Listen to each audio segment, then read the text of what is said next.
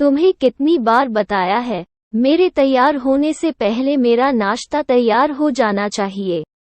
शादी के 25 सालों बाद भी मुझे क्यों बार बार एक ही बात बतानी पड़ती है? लता, तुम्हें क्या है? तुम तो आराम से घर पर रहोगी, मुझे काम पर जाना पड़ता है। तुम हो कि हमेशा बेवकूफ़ों जैसी हरकत करती हो। अगर तुम ये जानबूझकर करती हो तो याद रखना, मुझसे बुरा कोई नहीं होगा। आज भी प्रशांत का पारा चढ़ा हुआ था। इन कटु शब्दों में अपना गुस्सा उतारते हुए, गीला तौलिया कुर्सी पर फेंकते हुए प्रशांत गुस्से से लता की तरफ देखने लगा। लता के लिए प्रशांत का ये बेवजह का गुस्सा कोई नई बात नहीं थी। वह महीने में 3-4 बार ऐसे ही लता पर बरस पड़ता था।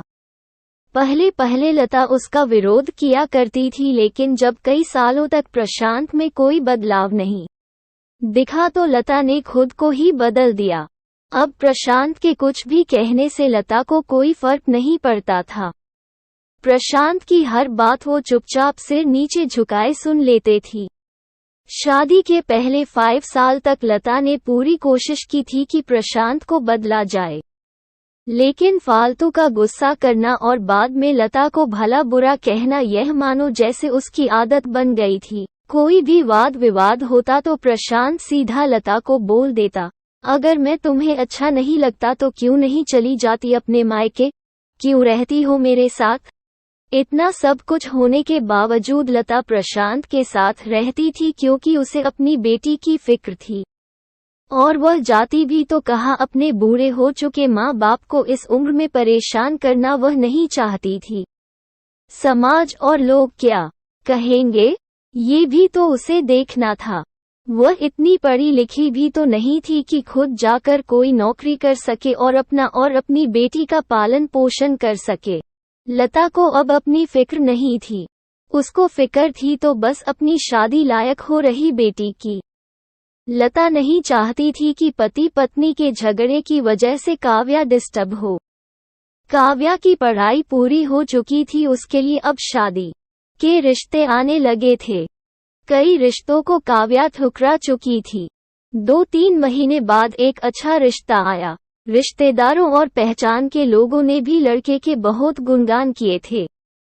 प्रशांत एक शाम अपनी बेटी के पास बैठकर उसे बताने लगा, काव्या बहुत अच्छा लड़का है, पढ़ा लिखा है, बड़ा घर है, बहुत अच्छी नौकरी है।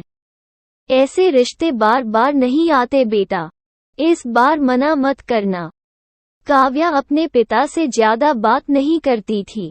शायद डरती थी या शायद नफरत करती थी, लेकिन आज वो अपनी पूरी हिम्मत इकट्ठा कर बोली, मुझे अभी शादी नहीं करना है पापा। मैं नौकरी करना चाहती हूँ, खुद अपने पैरों पर खड़ी होना चाहती हूँ। हाँ तो उसमें क्या बड़ी बात है, मैंने लड़के से बात की है, वह तुम्हें किसी बात के लिए नहीं रोकेगा। तुम शादी के बाद भी नौकरी कर सकती हो, वह तुम्हें नौकरी के लिए परमिशन दे देगा। प्रशांत बोला, पापा क्या मैं उतनी ही खुश रहूंगी जितनी मम्मी इस घर में खुश है? काव्या ने तंज कसते हुए कहा। प्रशांत की यह बात सुनकर लता और काव्या की आंखों से आंसू बहने लगे। दोस्तों, हमारे समाज में औरतों को भले ही देवी का दर्जा दिया जाता है, लेकिन वह स्वतंत्रता नहीं दी जाती जो उन्हें देनी चाहिए। उन्हें बचपन से ही बताया जाता है कि वह पराया धन है। स्कूल से आने में देर हो जाए तो पिटाई मिलती है, मोबाइल पर बातें करते हुए दिख जाए या खिड़की से झांकते हुए दिख जाए तो शक किया जाता है। माँ बाप का घर तुम्हारा नहीं है, पति का घर ही तुम्हारा घर है। जीवन भर ये बातें बता बता कर उन्हें ससुराल भेज दिया जाता है, और one दिन किसी छोटे मोटे झगड़े में ससुराल वालों से उन्हें सुनना पड़ता है कि इस घर को छोड़ दो और मायके चली जाओ। अब आप ही बताओ दोस्तों, ऐसी स्त्रियों का सच्चा घर कौन सा?